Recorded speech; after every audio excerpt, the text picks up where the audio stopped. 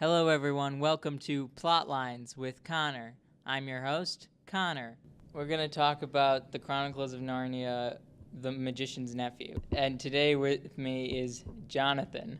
Hi. The host, the host of Peace of Mind.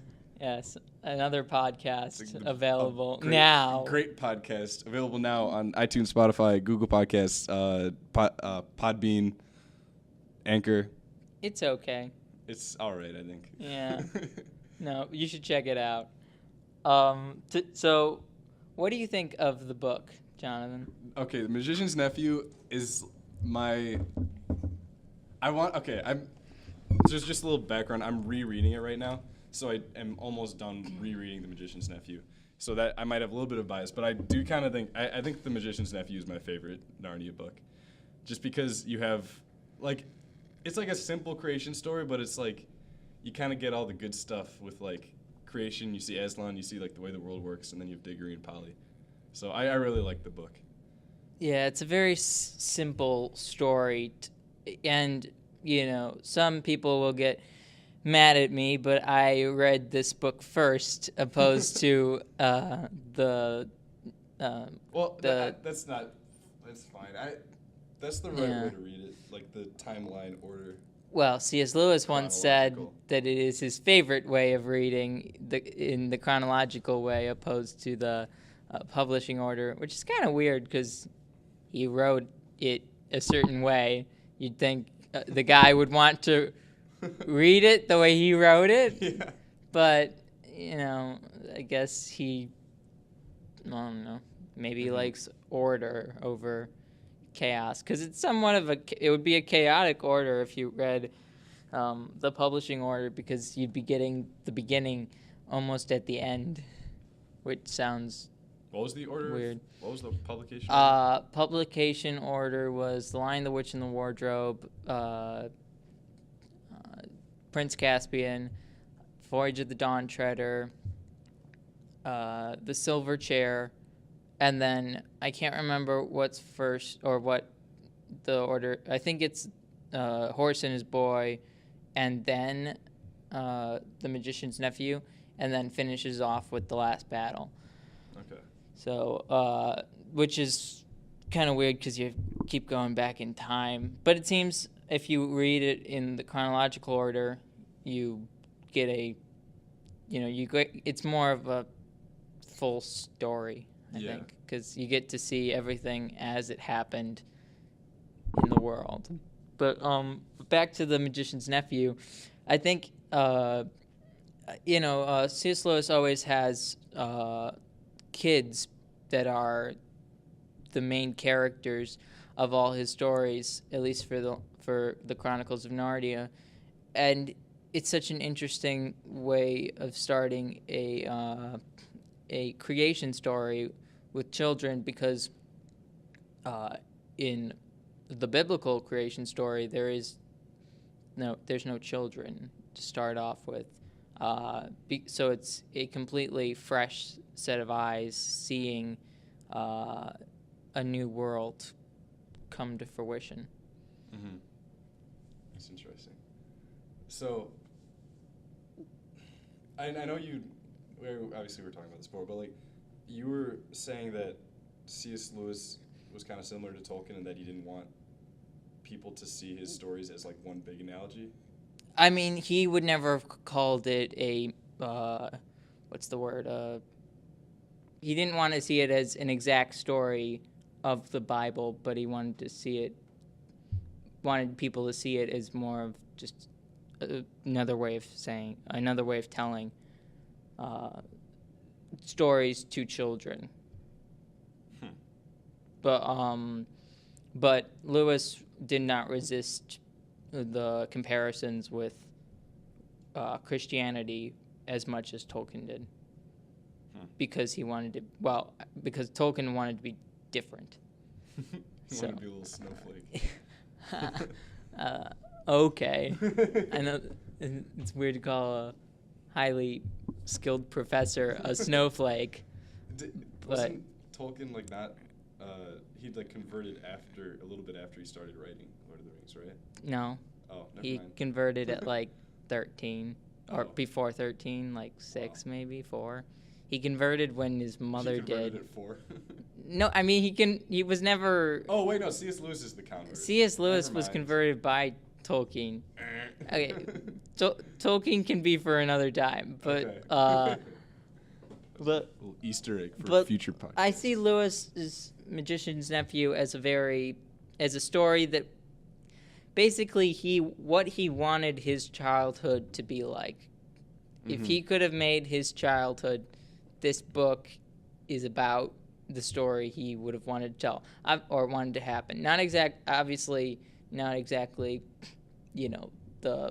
obviously he put that story into the world of Narnia to represent everything. But C.S. Lewis's mom died when he was young, which he never got over, which also then made him pulled away from his father, and he basically never forgave his father for something his father couldn't do, but his father then sent him away to boarding school, which is kind of literally like the norm, yeah. Well, no, that's also kind of the story of the second book.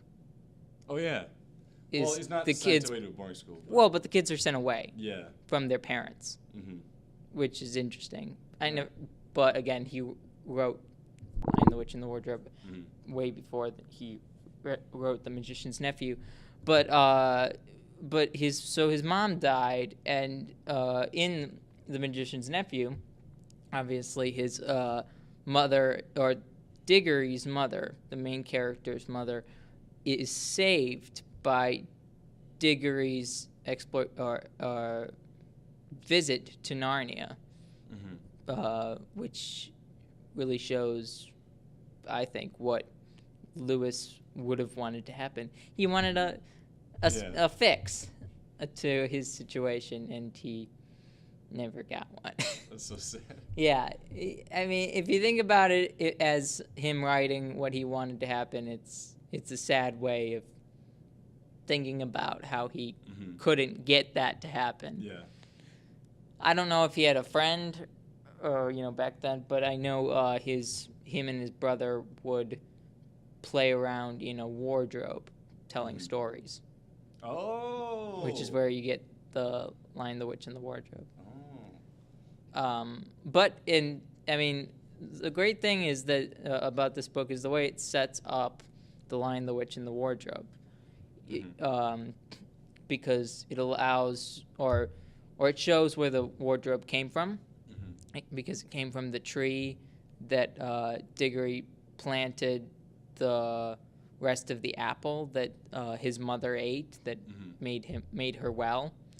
Also, it's interesting. The scene in the garden is probably the most interesting thing to me, because I don't know if you remember, because you haven't gotten that far yet into the book, but they're in a garden, and basically he's supposed to go get a apple, I'm pretty sure, to bring back to Aslan, because Aslan requested an apple to build a tree to defend Narnia from the witch, because Diggory brought the witch in. But it's somewhat of a showing how an alternate way of the origin of Adam and Eve could have happened if Eve didn't take the fruit. Yeah, you even have the witch in The Magician's Nephew. I think when he went to that garden. We're looking at the cover right now. Yeah, the witch is there tempting him. Yeah, and she's be like, "Oh, if you eat the apple, you'll get superpowers." She's kind of being a snake. Yeah. Pun intended. Which is kind of interesting, because then in another book he has a witch snake. What? A snake that's a witch.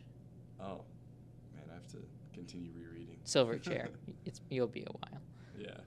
But yeah, so it's interesting that it's possible that because he wrote Silverchair before Magician's Nephew, that it dawned on him that to have or that he could use a witch as a snaky-like character, even though this witch, same witch as The Lion, the Witch, and the Wardrobe, for all you movie fans that don't know anything about the books, is the same witch that haunts everyone in the next book. What do you think about giving an origin to the witch? I thought it was it was interesting. I don't know if I have an opinion on like whether or not that was a good choice on Lewis's part, but on Clive's part, Clive Staples or Jack as he went by. But it was interesting. I don't know if it was like, it didn't really seem like much explanation though. Like, you know that she came from this like Charn, but you don't know what she was like or how she kind of came there. So let's set up how they got to like Charn. Okay. So for all of you who haven't read the book, which you should read the book. Also, there's been a few spoilers. Also, we've spoiled a lot, so this is your fault for. Narnia is not really like a spoilable book. Also, it's a long time ago. Yeah. It's been since the 50s. So you should have read it. Get on it, listeners. You should have read it 50 years ago. Sorry, I haven't read that either 50 years ago. Anyways, the way they get there is the weirdest thing is they go into they take rings into this weird forest, which I thought when I was reading it, because I assumed that it was the forest that they get into in The Lion, the Witch, and the Wardrobe. I was like, okay, well, we're in this forest, you know, but I didn't realize that it was a forest that connected everywhere to like all these portals of all these worlds. Yeah. Like Narnia, or in Narnia, or in the universe that Lewis created, there are endless worlds. Literally endless worlds. Like, and that's kind of I think it's kind of a newer thing for people to use in stories. The idea that there are endless worlds. Usually, if you're writing a story, you have one world. Yeah. At the most two. Even Narnia mainly only has two. But usually you only have two, or one. You don't usually one. But to have infinite amount, usually that's only done in extreme. Nerd climates like comics, which I'm a fan, so there's no dig there. But yeah, like he literally sets up infinite stories from his world. What do you why like? Obviously for future spin-off shows. He's dead. He can't make any more spin-off shows. I don't know why he did that, to be honest. I would really want to like just go world hopping, but I kind of feel like the point of, at least in The Magician's Nephew, is like, yeah, you would want to do that just out of like pure curiosity, but it's like, I think the way that C.S. Lewis is trying to say like, no, this is the right way to think, is like, the last time we tried exploring worlds, we brought a witch into a new world, and that was really bad. Yeah, so never go into a world you don't know. Don't put on the green ring, or was it the gold ring? I don't remember which ring is which. It was never mind. But yeah, I don't know why he has like the endless worlds, or like that weird in betweeny place. I don't know. So, but it's like, it's also really mystical. Yeah. It makes you sleep-ish. Like there's the gerbil or the hamster that like fell asleep there. Oh, yeah. How did they get there? I don't know. Anyways, but it's like also like it had ending worlds that were ending, and worlds that were beginning. But anyway, so they go to Charn, they jump into this pool. Which literally it's like a pool. You jump into a pool and you fall down into water, but then come up into a new world, which I've always like, can you see the pool when you get out? Like, I think so. In Charn, could you see the pool? You mean when they were leaving Charn and they were going back into the thing? Yeah. I don't think there was a pool there. You didn't jump in. No, I thought in the book, like, I don't know if it said they, like, looked back and saw the pool they came out of, but, like, I think they were saying, like, they weren't, I think they For, just, they weren't able to find it again. yeah, they just put on the ring Yeah. or one of the rings. Well, they wake up in a pool. I'm pretty sure when they.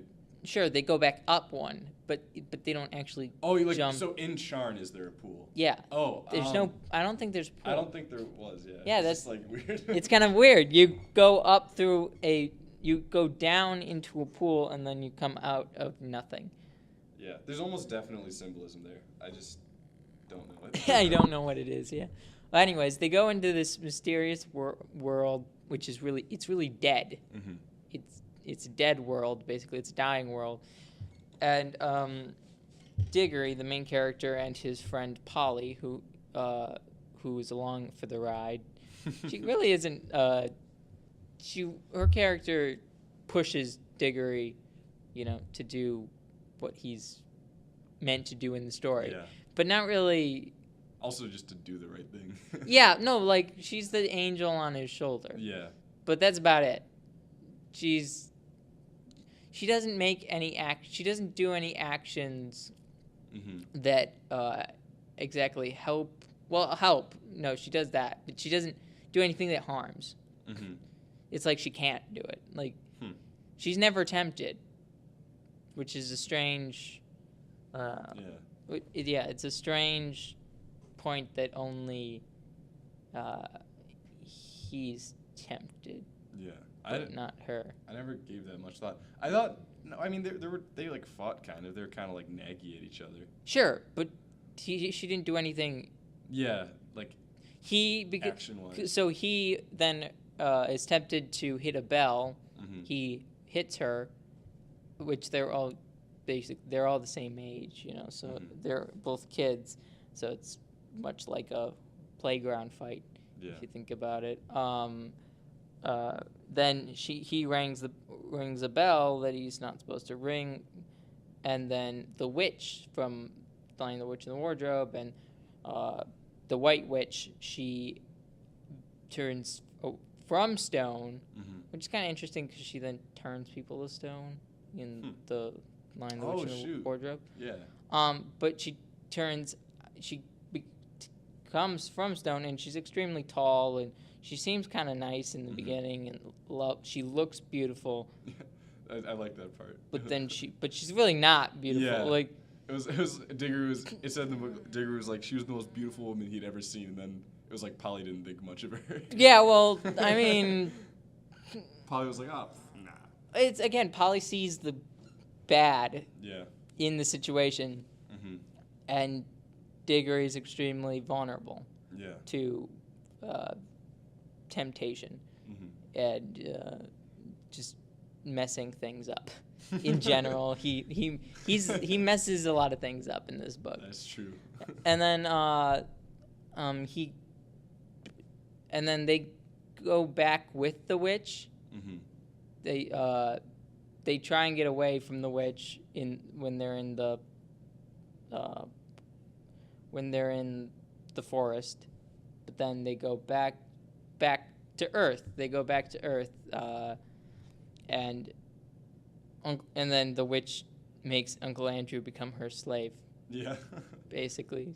And I think they had like an element of like Uncle Andrew was like attracted to the witch. Yeah, but only when he wasn't. When he wasn't with her. He was attracted of the idea of her. Yeah, that's it. Not her.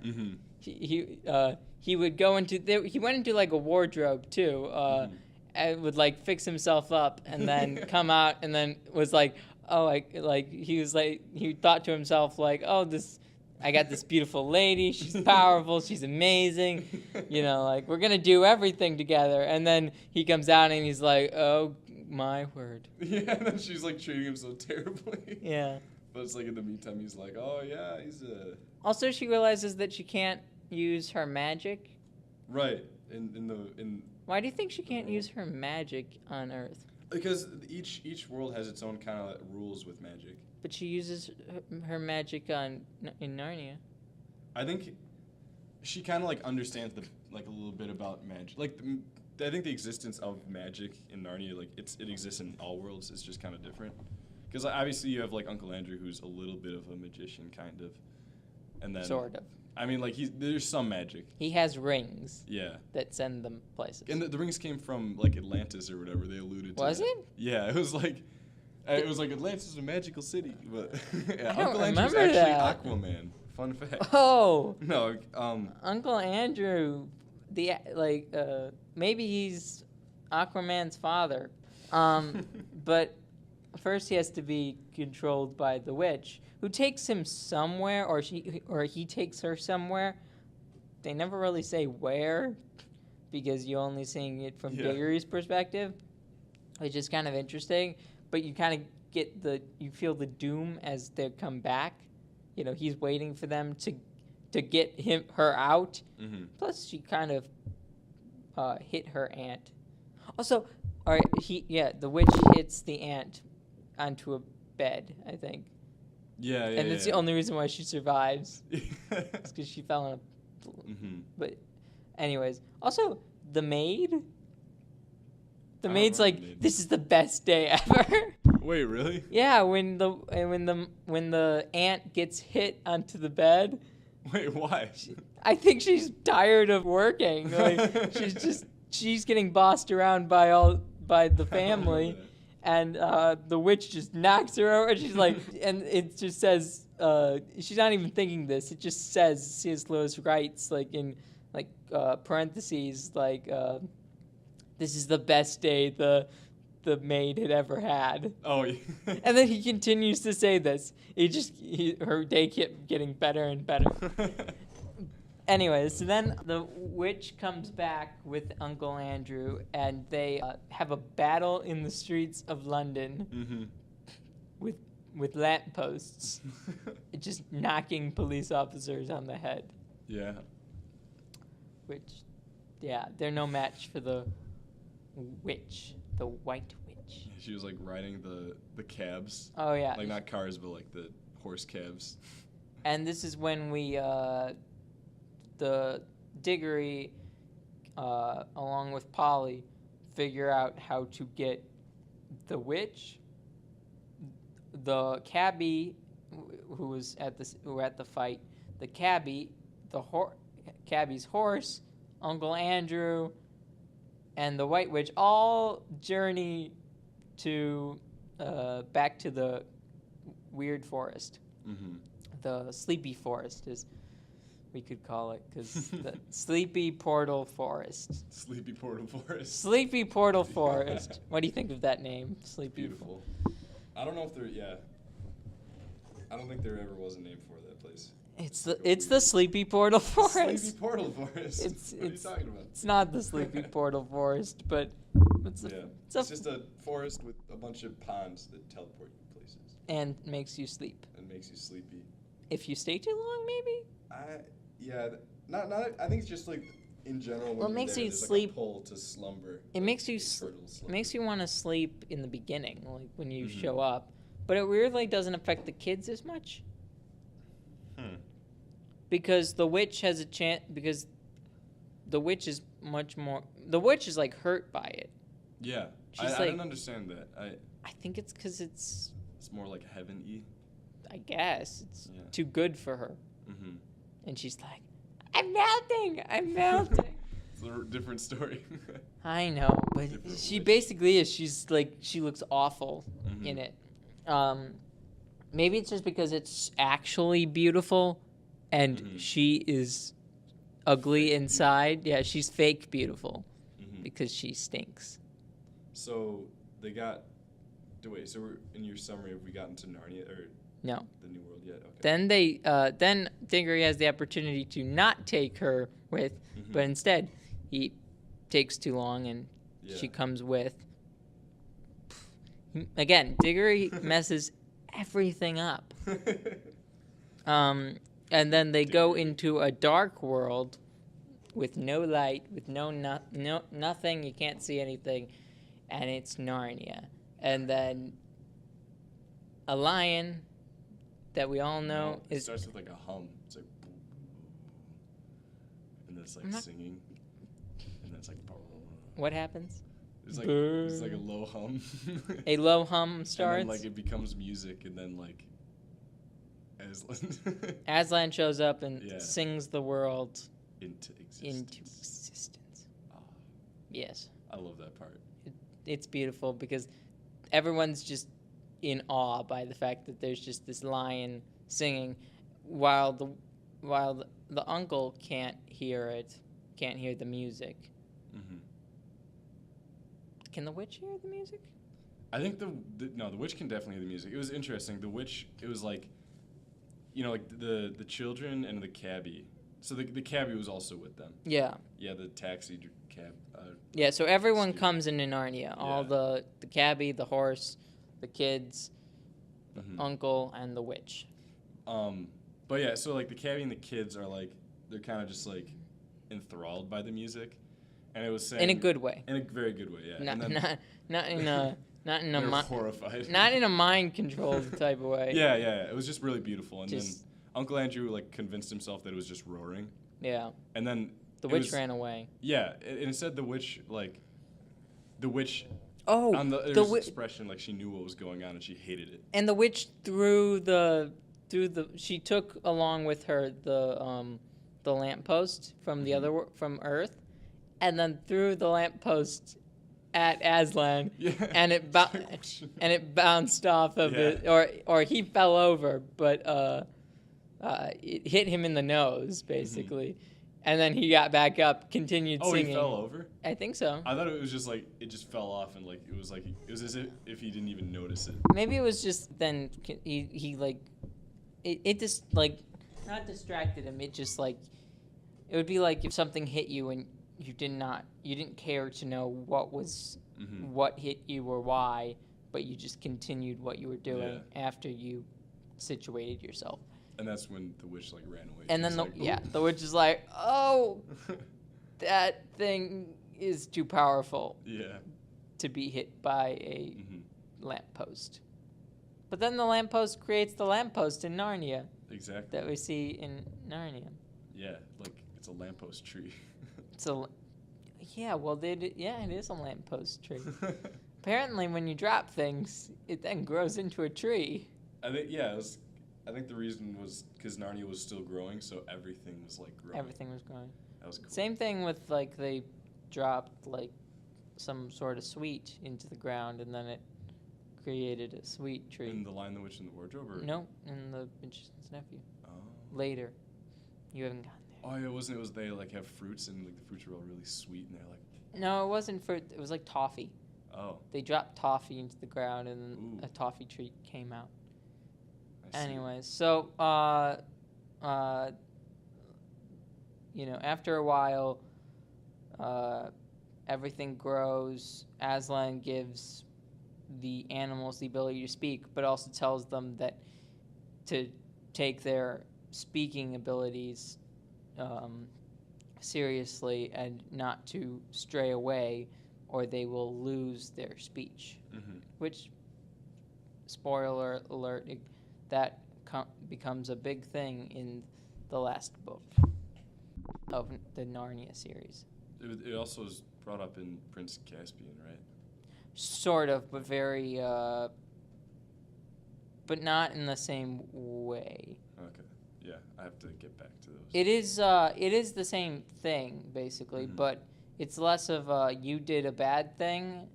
It's more of a you stopped trying. You broke away too far away from Aslan instead of Mhm. doing like something horrific or something and Mhm. losing your speech. They just lose all connection with Aslan because he's gone for so long, and they don't, and some don't keep up his memory. Okay. I think. Huh. I think that's the reason why Prince Caspian that happens. Mhm. But obviously, he wrote The Magician's Nephew afterwards, so you could take that to mean that he wasn't fully understanding his Mhm. own ideas on why the magician or why the animals were losing their speech. Anyway, so the animals got their speech, and Diggory confronts Aslan and it's the most beautiful part of the book and possibly the book series. It actually because it's not the if you read it first, it's your first experience with Aslan meeting one of the main characters. If you don't read The Lion, the Witch, and the Wardrobe first, but it's much more of a somber moment than anything in The Lion, the Witch, and the Wardrobe. Actually, that's not true because he dies. But no, What? it's a somber introduction to the character. So Diggory pleads with Aslan to save his mother, and he won't help. He basically says, "I won't help you unless you help my mother," which, no, he wanted to say that, but he's thinking it at least, or said it. Not sure. He's basically looking down. He can't really see. He's not willing to look at Aslan in the face. He's just looking at his claws. Yeah, he's looking at the scary parts of him, which is kind of weird. Like, why would I guess he's seeing him as a scarier figure than he really is because he's looking at only the scary parts of Aslan. I love this so much. Which is kind of scary, and he's ready to eat him, he's ready to be eaten, which I feel like that's always metaphorical in all the books. It's like that everyone who wants Aslan has to be ready to be eaten by Aslan, or like willing to be eaten by Aslan, even though he's never going to be eaten by God. Yeah, I mean, it's an interesting metaphor. Anyway, so but Diggory's crying over the fact that he just wants his mother to be helped, and he looks up and Aslan is crying, which silver tears, which is the description is priceless. It's a beautiful story, and Aslan then tells Diggory all about his about grief, basically, about how they are the only two people in Narnia at the time that understand grief, which is it's symbolic of many of C.S. Lewis's other works, where he has a whole book on grief, basically. Right. He has 2 books on grief. Or 2 books on grief. Sorry. Well, really, all of his biographical books are about grief in some way. His life is basically shaped on grief. Anything but his books are basically grief-stricken. Pretty much everyone dies around him. His book about his childhood, Surprised by Joy, has a lot of grief in it. I always thought, originally when I saw that name, I thought it was a reference to his future wife. Oh, because his wife's name is Joy? Yeah. Joy. I think it's Joy. Joy Davidman, I think. Confirm.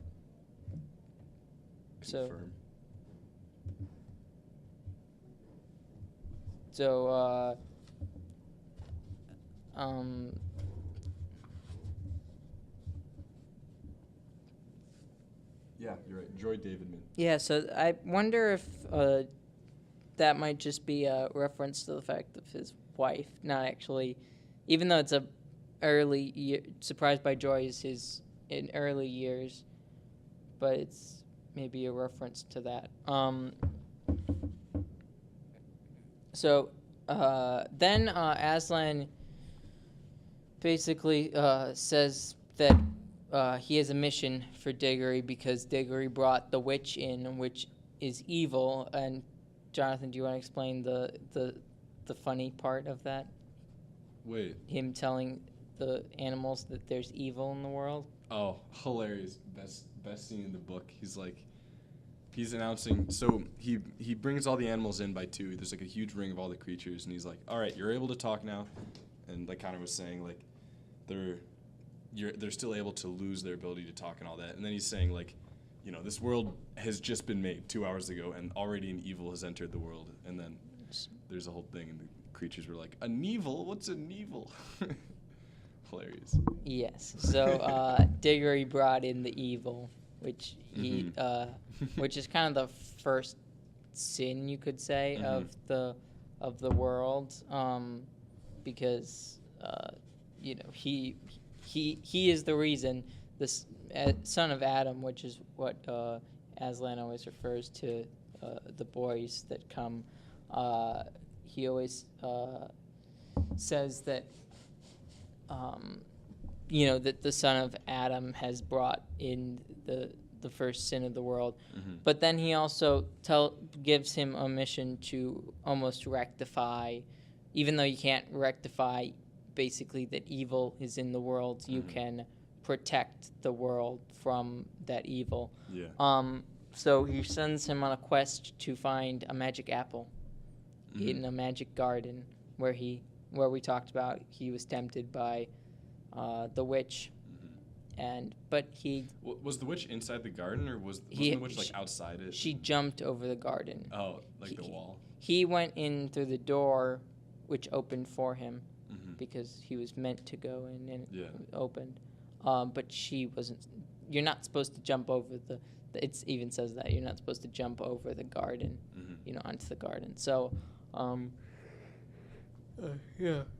he jumps over the garden, or she jumps over the garden, and but he stays strong, and the rest of the book really sets up the Lion, the Witch, and the Wardrobe.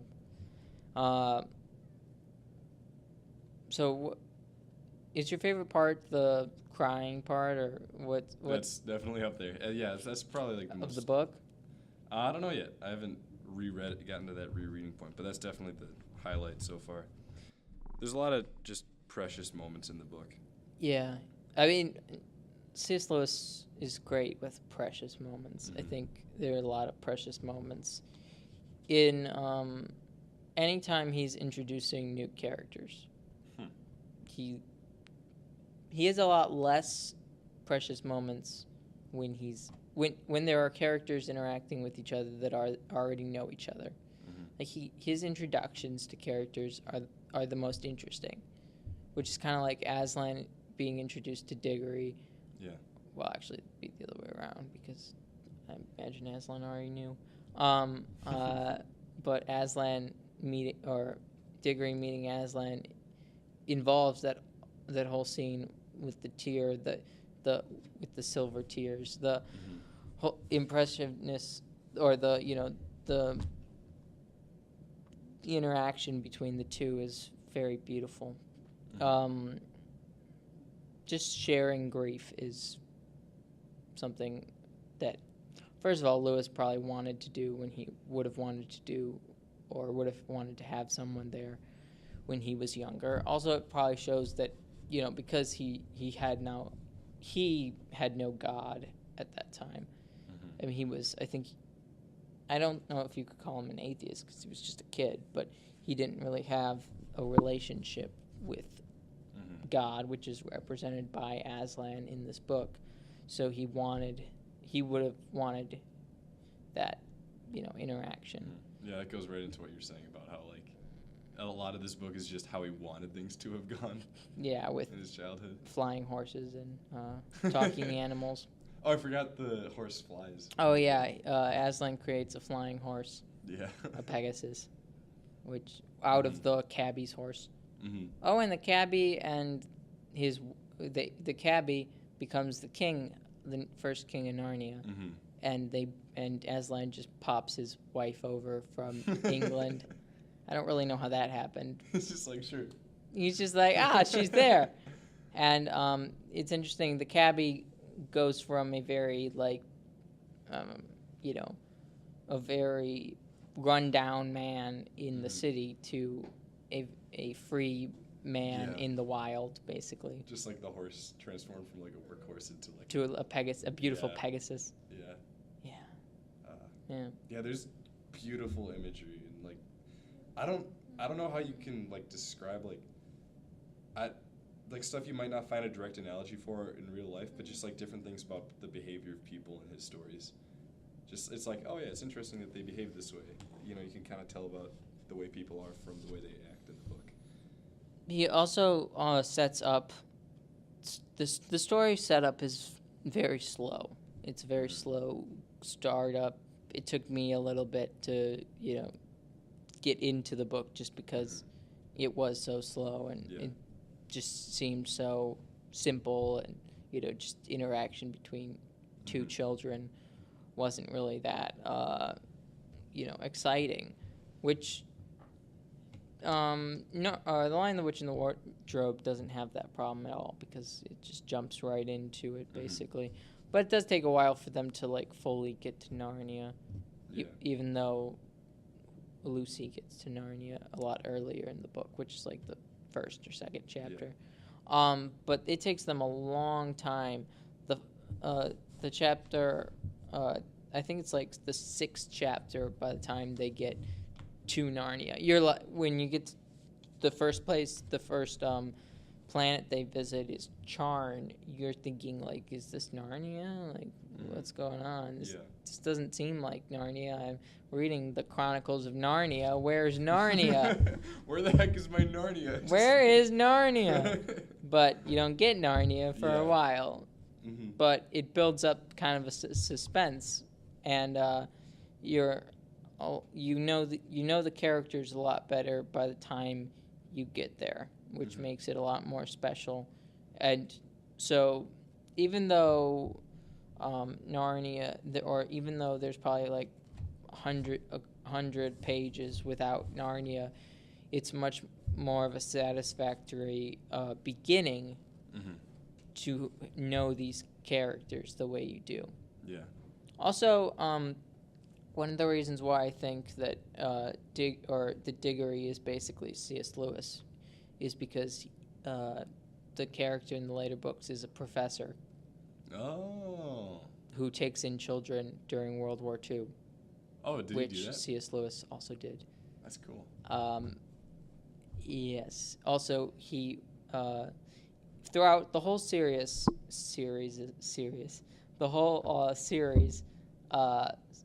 some character in the book is always saying, what are they teaching you at these schools? Whenever he's referring to school, he's always what are they teaching you at these schools? C.S. Lewis despises school, which is so weird because he's a professor. Yeah. But he had a awful experience in schools. He was in one of the worst schools, which is very symbolic or very similar to the school that they have in the Silver Chair. Is very similar to. Oh, they had a school at Narnia? No.